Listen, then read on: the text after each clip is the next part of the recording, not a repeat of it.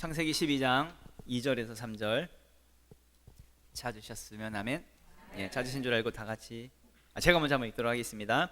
내가 너로 큰 민족을 이루고 내게 복을 주어 내 이름을 창대하게 하리니 너는 복이 될지라. 너를 축복하는 자에게는 내가 복을 내리고 너를 저주하는 자에게는 내가 저주하리니 땅의 모든 족속이 너로 말미암아 복을 얻을 것이라 하신지라. 아멘. 말씀 되새기면서 우리 다 같이 합독하겠습니다. 시작. 내가 너로 큰 민족을 이루고 내게 복을 주어 내 이름을 창대하게 하리니 너는 복이 될지라. 복을 내리고 너를 저주하는 자에게는 내가 저주하리니 족속이 너로 말미암아 복을 얻을 것이라 하신지라. 아멘. 내가 바로 복의 사람이다. 내가 바로 복의 사람이다 라는 제목으로 같이 하나님 말씀 나누도록 하겠습니다.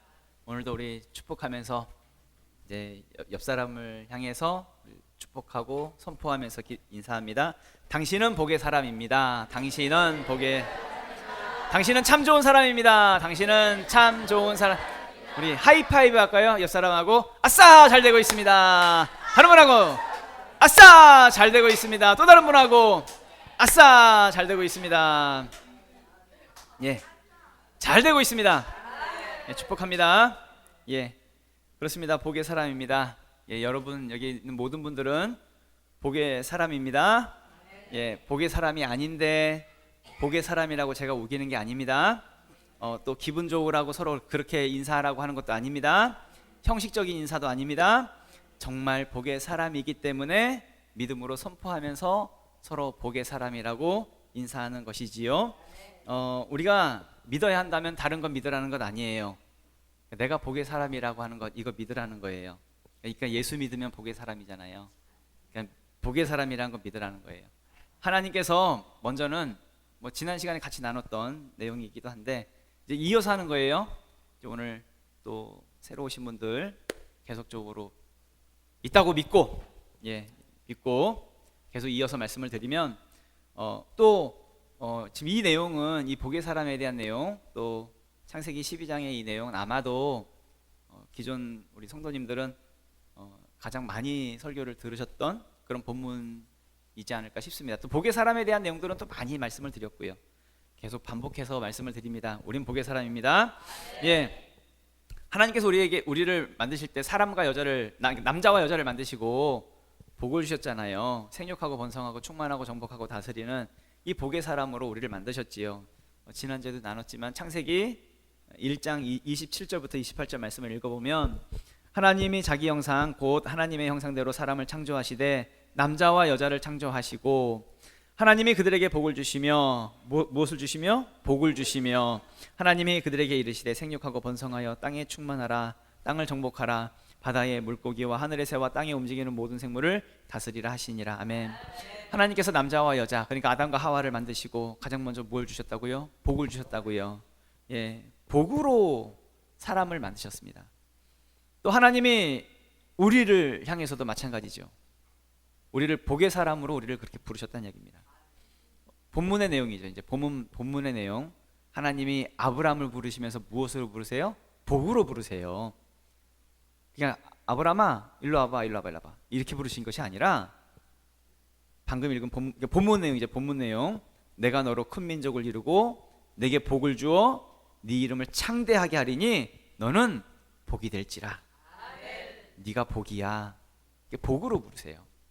마찬가지로 하나님께서 우리를 부르실 때에 무엇으로 부르실까요? 복으로 부르셔. 복으로. 이걸 믿자는 거예요. 그러니까 믿음으로 받으라는 얘기입니다. 하나님은 진짜 정말 살아계십니다. 진짜 살아계십니다. 우리가 인정하든 인정하지 않든 하나님은 정말 살아계십니다. 예를 들어서 어떤 고아가 있다고 가정합시다.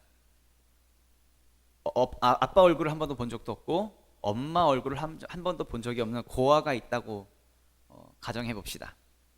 근데 그 고아가 이 땅에 존재한다는 것은 아빠와 엄마가 있었기 때문에 본인이 존재하는 것이겠지요.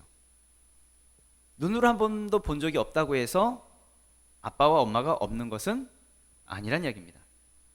내가 인정하지 못한다고 해서 아빠와 엄마가 없는 것이 아니란 얘기입니다. 내가 인정하든 인정하지 않든 아빠와 엄마는 존재하는 것이지요. 마찬가지로 내가 인정하든 인정하지 않든 하나님은 계십니다. 인정한다고 해서 계시고 인정하지 않는다고 해서 안 계신다는 것이 아니라 나의 판단과는 상관없이, 나의 인정과는 상관없이 하나님은 지금도 살아 역사하고 계신다는 이야기죠. 그 하나님께서 지금 나를, 우리를, 여기 있는 모든 분들을 복의 사람으로 부르셨다는 것입니다. 내가 인정하든 인정하지 않든 우리는 복의 사람입니다. 하나님께서 우리를 복으로 부르셨거든요. 하나님은 그렇게 아브라함을 선택하셨습니다. 아브라함을 복의 사람으로 부르셨지요. 너는 복이 될지라. 오늘 마찬가지로 우리 여기 있는 한 사람 한 사람 우리 모두를 그렇게 복으로 부르셨다는 것입니다. 첫 번째로 같이 말씀 나눌게요. 하나님은 나를 복으로 부르셨다는 거예요. 복으로. 2절 말씀을 읽어볼까요? 본문 말씀 2절 시작. 내가 너로 큰 민족을 이루고 내게 복을 주어 내 이름을 창대하게 하리니 너는 복이 될지라. 아멘. 성경의 많은 부분을 보면 복을 말씀하고 있는 부분들이 많아요. 왜냐하면 복은 누구로부터 오는 것이기 때문에, 하나님으로부터 오는 것이기 때문에. 우리가 특별히 오해하지 말아야 될 것은 뭐냐면 교회에서 혹은 목사가 설교를 할 때 복에 대한 이야기를 하면 조금 어떤 분들은 너무 저속하다, 너무 천박한 설교 아니냐, 복 이야기하면 무슨 수준 낮은 설교쯤으로 또 믿음 약한 사람들이나 복을 찾는 거지 뭐 이렇게 생각하는 그런 경우들이 좀 있습니다. 어느 순간부터 좀 한국 교회 안에서 좀 예수 믿으면 천국 간다 뭐 이런 설교를 하면 좀 고상한 믿음이고 또 고상한 설교고, 복 이야기하면 마치 저속한 설교, 마치 좀 천박한 설교 뭐 그렇게 생각하는 경향들이 있지요. 근데 반드시 아셔야 되는 것은 하나님은 우리를 지으시고 남자와 여자를 만드시고 복을 주셨습니다. 아주 분명하게 복을 주셨다고 말씀하고 있고, 아브라함을 부르실 때도 복으로 부르셨습니다. 그러니까 복이 절대로 천박하거나 저속한 것이 아니란 이야기입니다. 복 주시는 분은 누구예요? 하나님. 이것을 정확하게 기준점을 가지란 이야기입니다. 그래서 두 번째로 같이 말씀 나누면 내가 바로 복이라는 거예요. 바로 내가 복의 사람이라는 것입니다. 2절에서 3절 말씀 다 같이 읽도록 하겠습니다. 시작. 내가 너로 큰 민족을 이루고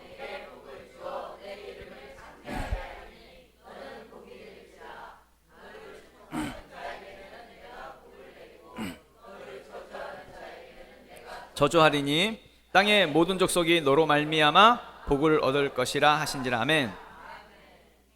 하나님께서 아브라함을 부르시고 너는 큰 민족을 이룰 거라고, 네 이름을 창대하게 할 거라고, 바로 네가 복이 될 거라고, 복이라고 네가 그렇게 부르시죠. 그리고 네가 축복하는 자에게 내가 복을 줄 것이고 네가 저주하는 자에게 내가 저주를 줄 거라고, 그리고 네가 있는 땅, 네가 밟는 모든 땅, 네가 있는 모든 곳을 너로 인해서 복받게 될 거라고, 네가 있는 땅이 너 때문에 복받게 될 거라고. 왜냐하면 네가 복의 사람이니까 너 때문에 잘 될 거라고, 너 때문에 복받게 될 거라고 그렇게 말씀하고 있는 부분이죠. 그렇다고 한다면 반드시 믿음으로 취하십시오. 그리고 반드시 기억하십시오. 나 때문에 여러분들 주변이 잘 될 겁니다. 그러니까 여러분들 때문에 나 때문에 잘 될 겁니다. 나 때문에 나의 가정이 살아날 것이고, 나 때문에 나의 직장이 살아날 것이고, 나 때문에 나의 자녀가, 나의 있는 모든 처소가, 나의 도시가, 내가 만나는 모든 사람들, 내 주변이 나 때문에 잘 될 것입니다. 우리가 바로 그런 존재입니다. 왜냐하면 복의 사람이니까요. 하나님은 아브라함이 그동안 어떤 사람이었는지 그걸 묻지 않으셨습니다.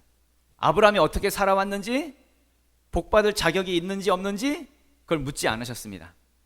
하나님은 아브라함을 선택하셨어요. 그리고 넌 복이 될지라, 넌 복이야 라고 복의 사람으로 부르셨다는 이야기죠. 그러니까 정말 많은 사람들이 착각하는 것 중에 하나가 뭐냐면 복받을 자격이 있어야 복받는다고 생각을 해요. 무슨 얘기냐면, 그래서 많은 사람들이 이제 종교를 하는 거예요. 종교적인 행위. 열심히 빌어요. 열심히 빌어서 빈 만큼 복받는다고 생각해요. 열심히 절을 하지요. 열심히 많이 절을 해서 절한 만큼 복받는다고 생각을 해요. 또 어떤 사람은 고행과 수행을 쌓아요. 종교적인 행위를 하면서 그만큼 어떤 수준만큼 해야 복을 받을 수 있을 거라고 그렇게 착각을 하지요. 그런데 복은 누가 주시는 거예요? 하나님이 주시는 거예요. 그렇다는 것은 자격과는 상관이 없다는 것입니다. 그래서 성경에 보면 하나님과 우리의 관계를 부모와 자녀의 관계로 많이 설명을 하고 있잖아요. 여러분, 자식이 부모에게 열심히 빌어야 부모가 자식 옷 사줍니까? 열심히 절을 해야 용돈 줍니까? 열심히 수행과 고행을 쌓아야 먹을 것을 먹여줍니까? 아니지요. 내 자식이기 때문에 용돈 주고 옷도 사주고 내 자식이니까 맛있는 것도 먹여주는 거지요. 무슨 얘기냐면 하나님이 나를 복의 사람으로 부르셨기 때문에 우리는 하나님 안에서 복으로 살아가는 존재라는 거예요. 우리가 그런 존재라는 것입니다. 이걸 믿자는 거예요. 다른 거 믿으라는 얘기가 아니라 내가 복의 사람이라고 하는 것, 이건 믿자는 거예요. 그래서 복은 누구로부터 시작이 돼요? 복은 나로부터 시작이 되는 거예요. 내가 복의 사람이니까 나 때문에 잘 되는 거니까 나로부터 시작이 된다는 얘기입니다. 세 번째로 복은 나로부터 시작된다는 것이죠. 본문 말씀 3절 말씀 다 같이 한번 읽어보겠습니다. 시작. 너를 축복하는 자에게는 내가 복을 내리고 너를 저주하는 자에게는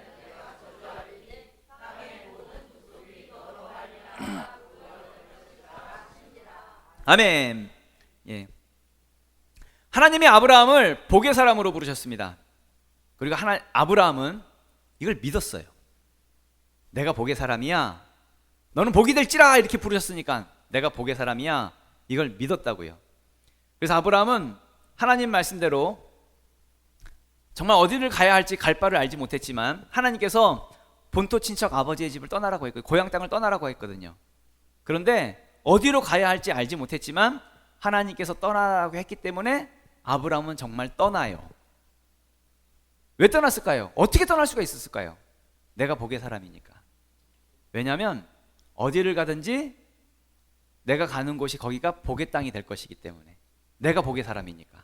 그러니까 광야길을 가도 괜찮았고요, 사막길을 가도 괜찮았고 아무리 힘들고 어려운 길을 가도 아브라함은 괜찮았어요. 왜냐하면 내가 복의 사람이니까. 어떤 땅을 가든지 상관없었습니다. 그 땅이 나로 인해서 복의 땅이 될 것이기 때문에. 아브라함은 이걸 믿었어요. 그러니까 갈 수 있었지. 믿음으로 취했습니다. 나는 복의 사람이야. 나는 복의 사람이야. 이걸 믿었다는 이야기입니다. 지금 말씀 나누고자 하는 것은 아브라함이 복의 사람이라고 하는 어떤 위대한 사람이라고 하는 것을 말씀드리는 게 아니에요. 무슨 아브라함이 무슨 복받을 만한 그런 자격이 있었다 이런 말씀을 드리는 것이 아닙니다. 아브라함은 어떤 모습이었던지 간에 자신의 모습이 어떤 모습이든 상관없이 하나님이 나를 복의 사람으로 만드셨어, 나를 복의 사람으로 부르셨어, 나를 복이라 하셨어. 아브라함은 그걸 믿었다는 거예요. 붙잡았다는 거예요. 그 복을. 로마서 4장 말씀 보면은 아브라함에 대해서 설명하는 부분이 있는데 이런 내용이 있어요. 아브라함이 약속하신 그것을 또한 능히 이루실 줄을 확신하였으니 그러므로 이것을 저에게 의로 여기셨느니라, 이렇게 말씀하고 있습니다. 하나님은 아브라함의 그 믿음에 대해서 의롭게 여기셨대요. 의롭게 여기셨는데 아브라함은 다른 걸 믿은 게 아니라는 거예요. 하나님이 자신에게 이루어 주실 그 약속이 능히 이루실 줄을 확신했다는 거예요. 나는 복의 사람이야. 복으로 부르셨어. 하나님이 이루실 거를 어떻게 했다고요? 확신했다고요. 그게 바로 뭐란 얘기예요? 믿음이란 얘기예요. 믿음. 우리 주변의 모든 상황들 속에서 보면 나의 주변, 나의 상황 많이 힘들죠. 어려울 수 있고요.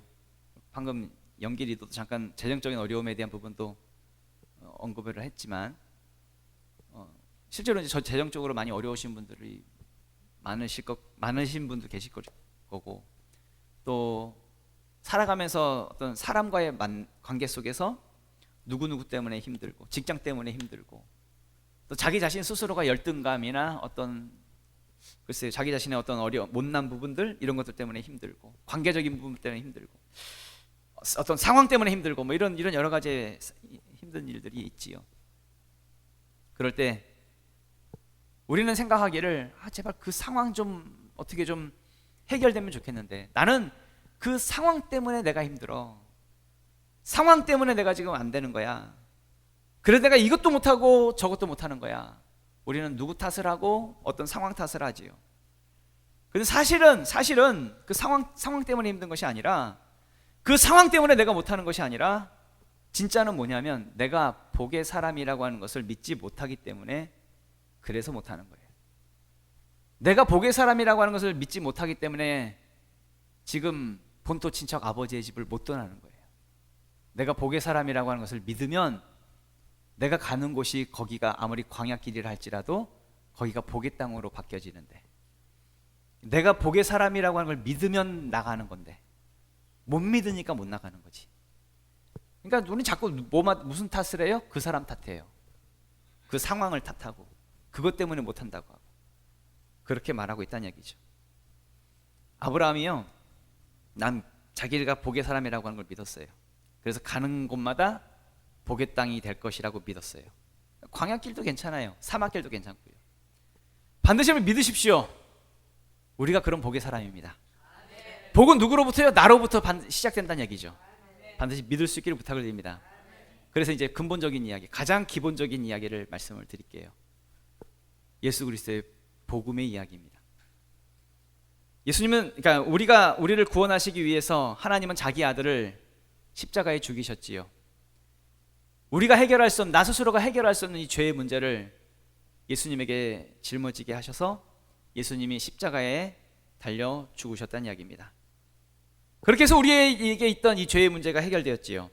그래서 우리는 복의 사람이 되었다는 것입니다. 하나님은 아담과 하와를 만드셨습니다. 그리고 동산 중앙에 있는 선악을 알게 하는 나무의 열매를 먹지 말라라고 하셨지요. 근데 뱀이 와가지고 아담과 하와를 유혹해요. 어떻게 유혹을 하냐면 창세기 3장 5절 말씀 보면은, 너희가 그것을 먹는 날에는 너희 눈이 밝아져 하나님과 같이 되어 선악을 알 줄 하나님이 아심이니라, 이렇게 얘기하죠. 그러니까 뱀이 아담과 하와를 꼬실 때에, 이제 하와를 꼬실 때에, 너 이거 선악과를 먹으면 너희 눈이 밝아져 가지고 네가 하나님처럼 되는 거야. 너 하나님처럼 될 수 있어. 막 이렇게 이제 얘기하는 거죠. 욕심을 심어줘요. 근데 욕심이 들어왔어요. 아담과 하와에게 욕심이 들어왔어요. 그러니까 욕심이 잉태하면 뭐가 돼요? 죄가 돼요. 욕심이 잉태하면 죄가 돼요. 그래서 결국에는 죄로 인해서 뭐가 됐어요? 사망이 되는, 그 내용이 야고보서 1장 15절에 있죠. 욕심이 잉태한즉 죄를 낳고 죄가 장성한즉 사망을 낳느니라. 그래서 아담과 하와 안에 욕심이 들어왔고, 이 욕심이 뭐가 됐어요? 잉태가 되니까 죄가 되고 결국 사망을 만들어 냈다는 것이죠. 아담은 그래서 이제 저주의 인생이 되었습니다. 하나님께서 아담에 대한 저주의 말씀을 하시는 내용이 창세기 3장 17절 말씀부터 보면은, 아담에게 이르시되 내가 내 아내의 말을 듣고 내가 내게 먹지 말라 한 나무의 열매를 먹었은즉 땅은 너로 말미암아 뭘 받았어요? 저주를 받고, 땅이 저주를 받았어요. 너는 내 평생에 수고하여야 그 소산을 먹으리라. 땅이 내게 가시덤불과 엉겅퀴를 낼 것이라. 내가 먹을 것은 밭의 채소인즉, 이렇게 말씀하고 있습니다. 땅이 아담으로 말미암아 저주를 받았습니다. 그래서 아담이 수고해야 소산을 먹을 수가 있는데, 수고해서 소산이 나온 것들이 뭐가 나온대요? 아니죠. 가시덤불과 엉겅퀴. 평생에 수고해서 소산을 먹을 텐데 땅이 저주를 받았기 때문에 땅이 너에게 주는 건 뭘 준대요? 가시덤불과 엉겅퀴만 준대요. 열심히 일을 하고 열심히 애썼는데 나오는 게 뭐란 얘기예요? 가시덤불과 엉겅퀴. 열심히 노력하면서 살았지만 결과가 좋다는 거예요? 나쁘다는 거예요? 나쁘다는 거예요. 나름대로 애써봤지만 도저히 지금의 상황이 벗어나지가 않는 거예요. 열심히 일을 하는데 도대체 가난이 벗어나지를 못하는 거예요. 발버둥 쳐보는데 온통 나에게 오는 거는 뭐예요? 가시덤불과 엉겅퀴만 가득 찬 거예요. 열심히 일을 하고 계시는데 혹시 안 되는 부분이 있습니까? 다른 게 아닙니다. 이 아담의 저주가 계속적으로 나에게 흘러오고 있기 때문에 그렇다는 이야기죠. 뭐 때문일까요? 다른 게 아닙니다. 죄의 결과입니다. 이 저주 아래에 있기 때문에 그렇다는 이야기죠. 그러면 이 죄의 결과, 이 죄의 문제를 내 힘으로 해결할 수가 있나요, 없나요? 우리는 아무리 애써봐도 죄의 문제를 해결할 수가 없지요. 그래서 하나님은 자기 아들 예수 그리스도를 이 땅에 보내셔서 나의 죄를 다 짊어지시고 십자가에서 죽게 하셨다는 이야기입니다. 로마서 6장 23절 말씀 보면은 죄의 삭은 사망이요 하나님의 은사는 그리스도 예수 우리 주 안에 있는 영생이니라 이렇게 말씀하고 있죠. 죄에 대한 대가, 죄의 삭은 뭐래요?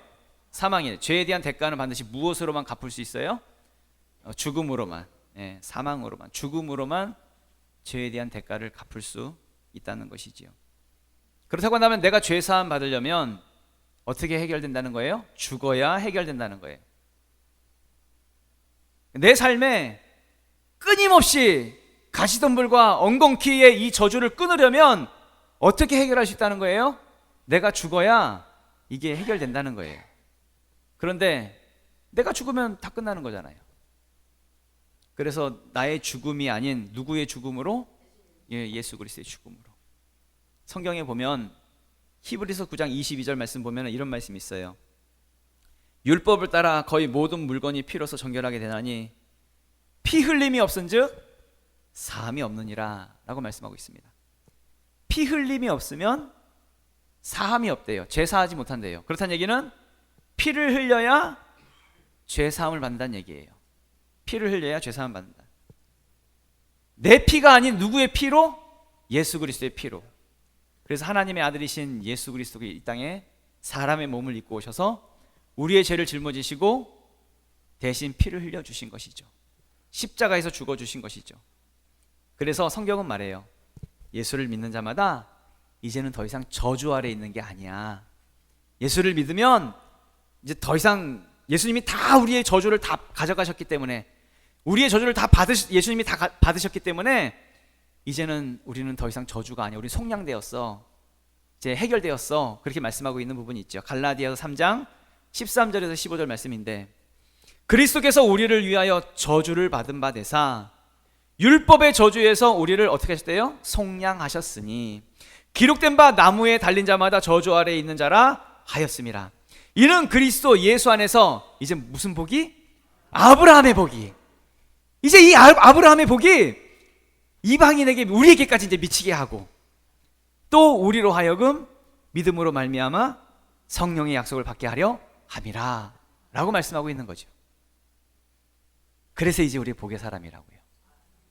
예수님이 십자가에서 피 흘려 죽어주심으로 우리의 모든 저주를 해결하셔서 이제 우리가 아브라함의 복이 이제 우리에게 우리가 복 받는 이제 복의 사람으로 우리가 살게 되었다라고 말씀하고 있는 부분이죠. 성경은 하나님이 왜 우리를 그냥 저주 아래 두시지 않고 왜 우리로 하여금 복의 사람으로 우리를 다시 회복시켜 주셨을까? 이걸 다른 것으로 말하지 않아요. 사랑이다라고 말을 해요. 성경은 죽기까지 사랑하셨다라고 성경은 표현하고 있거든요. 로마서 5장 8절 말씀 보면 이런 말씀이 있어요. 우리가 아직 죄인 되었을 때에 그리스도께서 우리를 위하여 죽으심으로 하나님께서 우리에 대한 자기의 사랑을 확증하셨느니라 이렇게 말씀하지요. 우리가 죄인 되었을 때에 우리를 위해 죽어주셨다고요. 우리가 뭐 잘했을 때 하나님 앞에서 뭔가 좀 괜찮은 모습으로 믿음 생활했을 때 이럴 때가 아니라 우리가 아직 죄인 되었을 때에 예수님이 나를 위해 죽어주셨다고요. 이게 사랑이라고요. 세상 어느 누구가 나를 위해 죽기까지 사랑하는 그 사랑이 세상에 어디 있겠습니까? 그런데 하나님은 나를 죽기까지 사랑해 주셨다는 것입니다. 뭐 예전에도 많이 말씀 나눈 내용인데 예수님 말씀 중에 한 마리의 양, 그러니까 잃어버린 한 마리의 양 이야기 많이 말씀드렸죠. 제가 마태복음 18장 12절 말씀 보면은 여기 계신 분들 다 이제 세 가족이니까 또 말씀드리면 마태복음 18장 12절 말씀 보면은 너희 생각에는 어떠하냐? 만일 어떤 사람이 양 100마리가 있는데 그 중에 하나가 길을 잃었으면 그 99마리를 산에 두고 가서 길 잃은 양을 찾지 않겠느냐라고 예수님 말씀하세요. 양이 100마리가 있는데 한 마리를 잃어버렸어요. 한 마리가 길을 잃어버렸어요. 근데 예수님 말씀이 99마리를 그냥 내버려 두고 길 잃은 한 마리 그 양 찾는데요. 왜 그 한 마리 찾을까요? 그 한 마리를 사랑하니까. 솔직히 이제 이거를 일반적인 관점, 일반적인 어떤 경제적인 논리, 경제적인 개념, 세상적인 개념으로 본다고 한다면 여러분 99마리를 어떻게 내버려 둡니까? 99마리를 지키고 그냥 한 마리 그냥 잃어버렸나 보다 해야지. 그런데 예수님 말씀이 99마리를 내버려 두고 그 한 마리 찾겠다는 거예요. 왜요? 그 한 마리가 나니까. 그 한 마리가 나니까. 내가 아니면 안 되니까. 여러분들도 다른 자식 다 다른 애들 다 필요 없잖아요. 여러분 자식 하나, 그 한 자식 찾잖아요. 그 한 자식. 하나님에게 있어서 내가 그런 존재라고요. 그런 존재. 하나님이 나를 그렇게 사랑하신다고요. 절대 여러분 잊지 마셔야 되는 것은, 내가 인정하든 인정하지 않든 하나님 정말 나를 사랑하십니다. 내가 인정하면 사랑하고 내가 인정하지 않으면 안 사랑하고, 이게 아니라 나의 인정과 나의 판단과는 상관없이 하나님은 정말 나를 사랑하십니다. 그러니까 그 사랑 믿으라는 거예요. 그 사랑을 믿으라는 거예요. 하나님이 나를 사랑하시는 거. 그러니까 내가 복의 사람이라고 하는 걸, 이걸 믿고 살라는 거예요. 자기 스스로가 열등감 속에서, 낮은 자존감 속에서 자기 스스로가 비하하면서 그렇게 살지 말고, 예수 그리스도께서 날 하나 살리시기 위해서 십자가에 달려 죽이시면서, 자기 몸을 죽이시면서까지 날 사랑하신 그 사랑을 믿으라는 이야기입니다. 이건 어떤 이유가 있어서 사랑하신 것이 아닙니다. 내가 어떤 자격이 있어서 사랑하신 것이 아닙니다. 하나님이 날 만드셨고 나를 이 땅에 보내셨고, 내가 그저 하나님의 것이기에, 내가 하나님의 자녀이기에 하나님이 그렇게 날 사랑하신 것이지요. 그러니까 주저앉아 있지 말고, 그대로 엎드러져 있지 말고, 하나님이 정말 날 사랑하시니까, 내가 복의 사람이니까 포기하지 말고 일어서라는 이야기입니다. 주저앉아 있지 말고 일어서라는 이야기입니다. 하나님이 날 사랑하십니다. 내가 바로 그런 복의 사람임을 반드시 믿음으로 취할 수 있기를 예수 이름으로 축원합니다. 다 같이 일어나서 기도하도록 하겠습니다. 여기 계신 모든 분들 복의 사람임을 선포합니다. 내가 복의 사람입니다. 내가 복의 사람인 가장 큰 이유는 예수님이 날 사랑하셨거든요. 자기 아들을 하나님은 자기 아들을 내어주시기까지 날 사랑하셨거든요. 날 사랑하시되 끝까지 사랑하셨거든요. 나는 복의 사람입니다. 믿음으로 취하십시오. 믿음으로 받으십시오. 어디를 가든지 잘 될 것입니다. 나 때문에 잘 될 것입니다. 지금은 광야길일지도 몰라요. 지금은 어떤 내가 가는 길이 사막길이요, 내가 가는 길이 너무나도 힘든 길일 수 있습니다. 그러나 믿으십시오. 내가 복의 사람이기 때문에 나 때문에 그 땅이, 그 길이 복의 땅으로 바뀔 것입니다. 기도하실 때 하나님의 그 사랑 받고 내가 복의 사람임을 믿는 믿음으로 살아갈 수 있는 우리가 될 수 있도록 우리를 도와주시옵소서. 우리 주여 한번 외치고 통성으로 기도하겠습니다.